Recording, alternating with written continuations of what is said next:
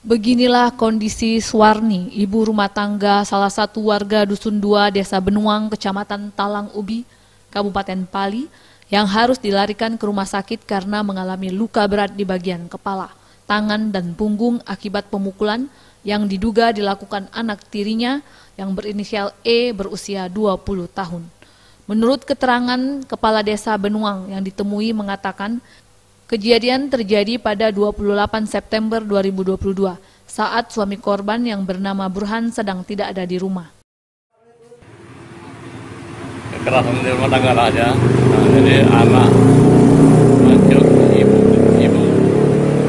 Nah, ibu itu anak tiri kan, bukan anak kandung bawaan bapaknya, tapi hidup dari kecil diurus oleh ibunya.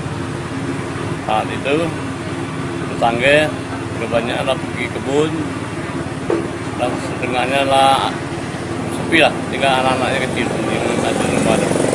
Dengan bapaknya merantau mencari nafkah di jauh.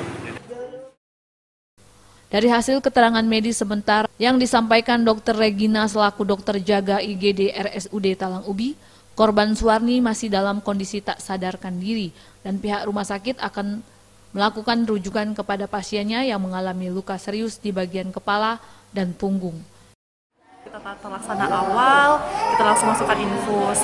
Dari pemeriksaan saya, itu kan sudah terdapat banyak luka tangan sama bagian punggung yang perlu penanganan dari kita. Sudah kita lakukan tata laksana awal, sudah kita masukkan infus. Untuk sekarang penanganan dari kita, saran yang terbaik itu rujuk, tapi mungkin ada kendala dari keluarga. Jadi untuk sementara tata laksana dulu di tempat kita. Di sini HB pasien pas waktu awal masih bagus, kemungkinan karena banyaknya perdarahan hebat tadi, HB-nya makin turun. Jadi rencana kita mau transfusi darah sama melakukan operasi secepatnya. Boris Simbolon, Sriwijaya TV.